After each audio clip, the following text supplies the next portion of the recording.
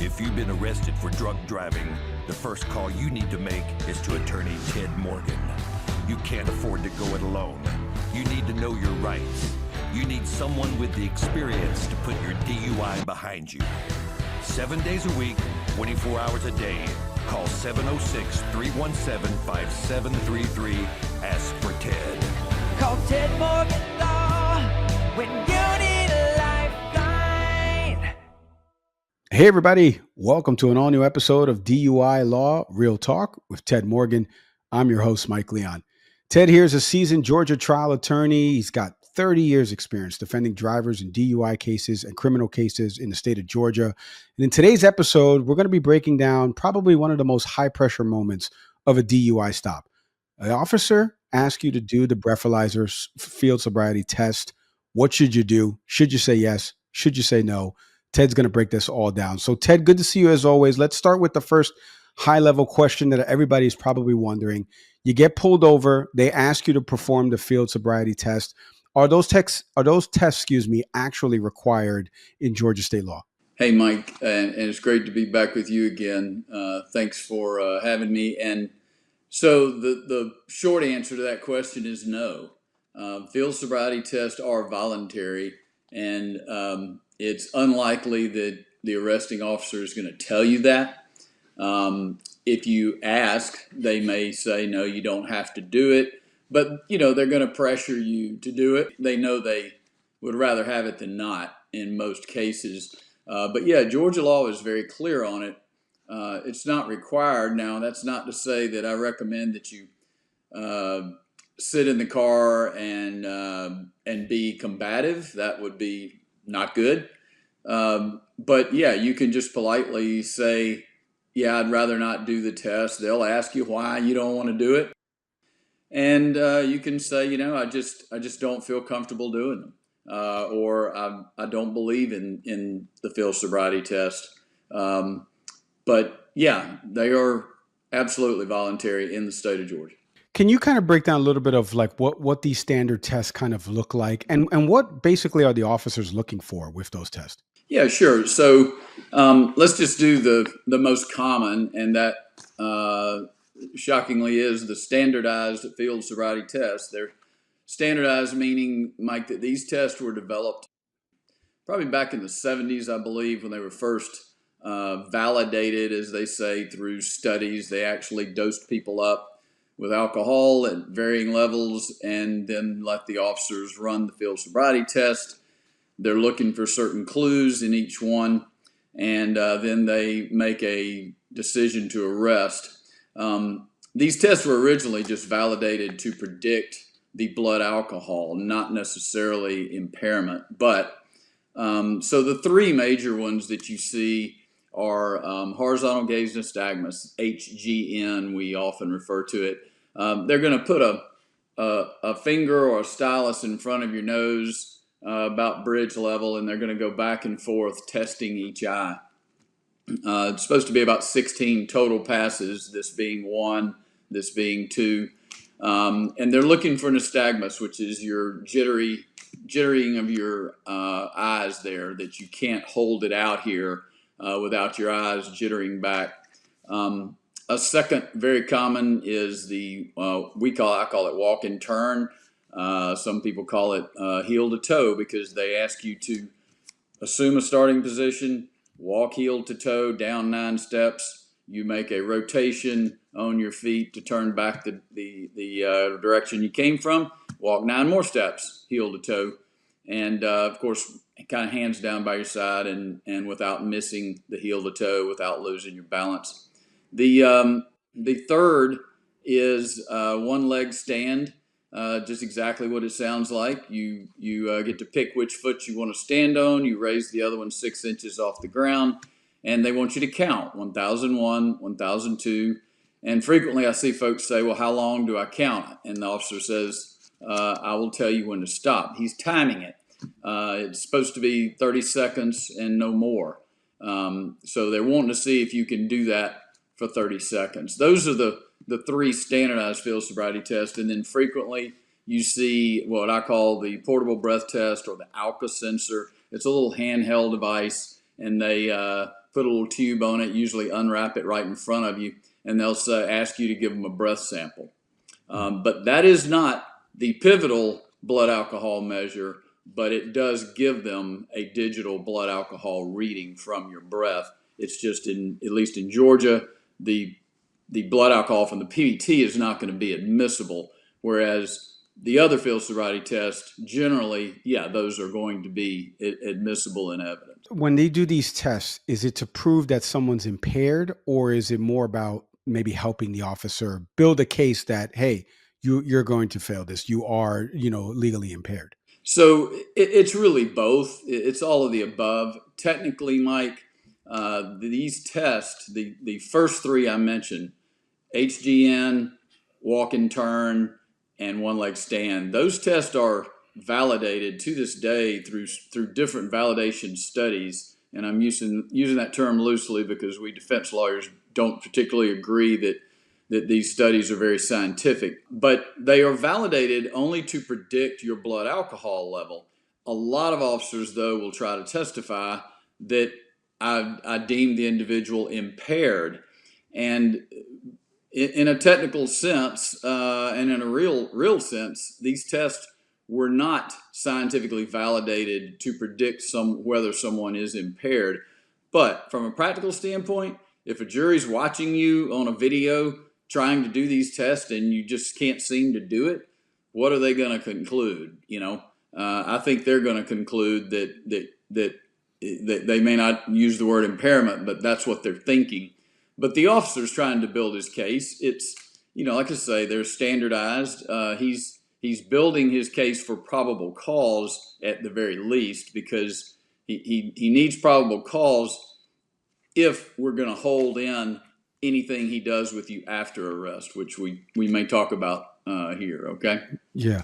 So, Ted, well, let me piggyback on something you said about the breathalyzer test. Can you explain the difference between the one they do out in the field, potentially the one they do at the station? Is there a difference between the two of them? Absolutely there is, yeah.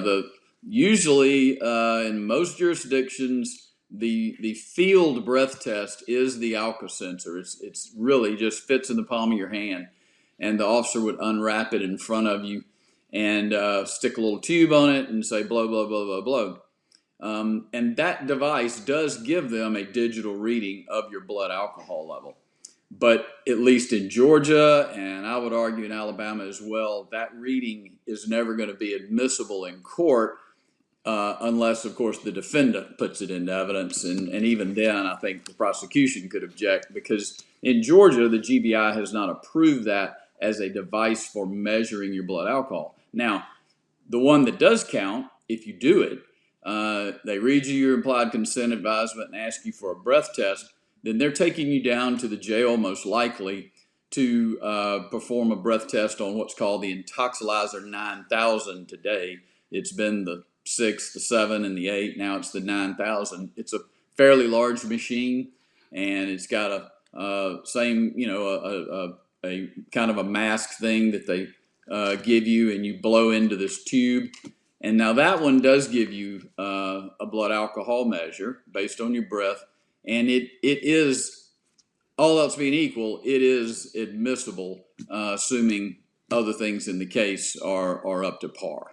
So, Ted, I know we were talking about the law just a second ago. Georgia has an implied consent law. Can you explain what that means and how it does affect your ability to refuse a breath or blood test? Yeah, sure. So implied consent in just about any state in the union, I think we all have this. When you get your driver's license, that's a privilege that the state can give you, and they can take it away. And what most states do is say you're giving implied consent by accepting the driver's license that you will give that state-administered chemical test when requested if you're arrested for DUI. Then when you are arrested, they read you a card, and they're basically reading you a summary of what I've just said, but in a more technical term. And then they ask you, ultimately, will you submit the state-administered chemical test of your blood, breath, or urine, whichever one the officer picks. And so you definitely can refuse that test. There are consequences of refusing it sometimes, good and bad. The officers don't get a blood alcohol on you. And maybe that's good in terms of the big picture. But on the licensing side, the implied consent is coming out of the licensing side of this as well. And so there are penalties, some pretty severe, that suspend you if you refuse, and maybe you don't have a good DUI lawyer to help you on that as well. But so that's the principal reason and reasoning behind that. That you told the state you do it, then you don't, and so there are consequences. Of course, if you do, then the test results may very well be admissible one day. Ted, can somebody get arrested after refusing the test? Let's say they get arrested because of the probable cause, like you mentioned. So, what are the legal consequences of refusing that state administered health test or blood test after the arrest? So, yeah, in the big picture, there's usually two ways that the state can prove DUI. One is your blood alcohol level. So if you submit to that chemical test after being arrested and it's admissible, they have the blood alcohol. If you're over the limit or at or above the limit in Georgia, we say at 0.08 or above, then that's all the state has to prove is that you were driving and your BAC was at that limit or above it.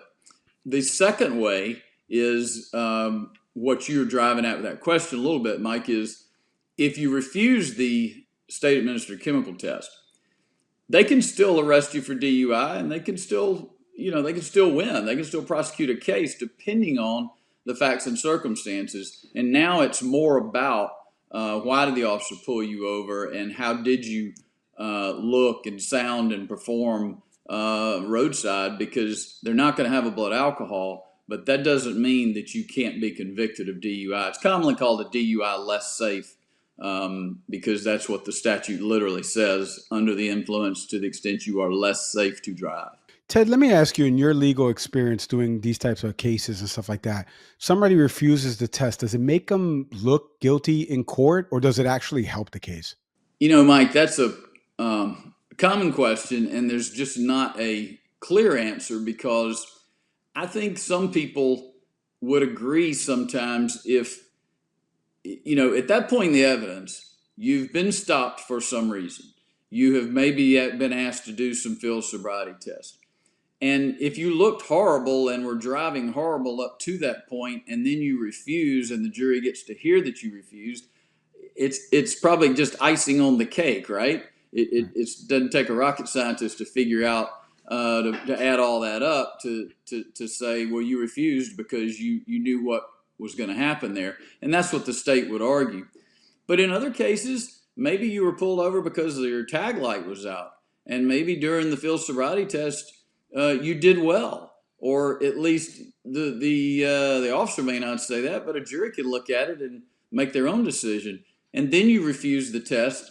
Some people have some good reasons, and they end up telling the officer, well, I didn't give you that because it was over at that point. You'd already placed me under the arrest. And that's an important thing to understand. You are under arrest before they ask you for that test. And I've had some clients who said, well, I'm not going to do it because I'm already under arrest, right? And the officer says, yeah. And you say, well, then, hey, I'm done with you then. I'm not going to do anything else for you. Ted, biggest piece of advice. First, don't drive impaired, obviously. But second, what is the biggest piece of advice you would give to somebody right now? They're facing this moment.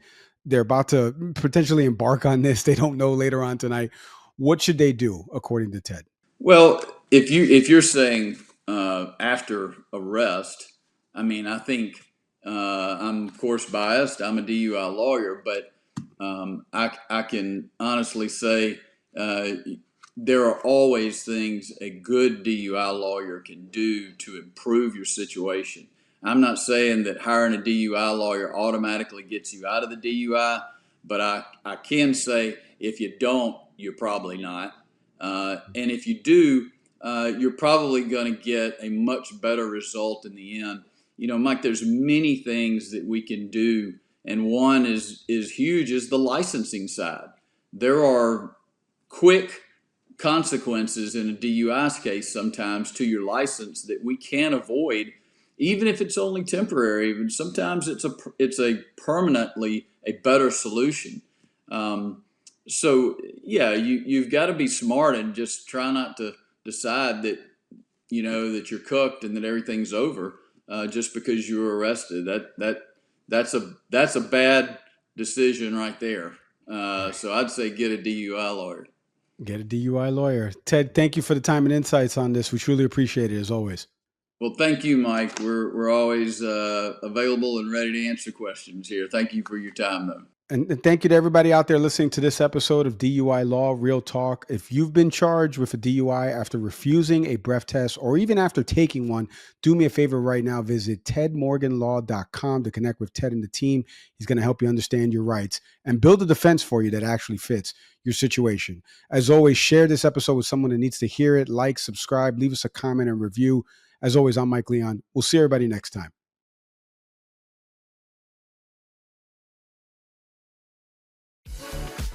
Thanks for watching. Be sure to hit that like and subscribe button and leave us a review in the comments.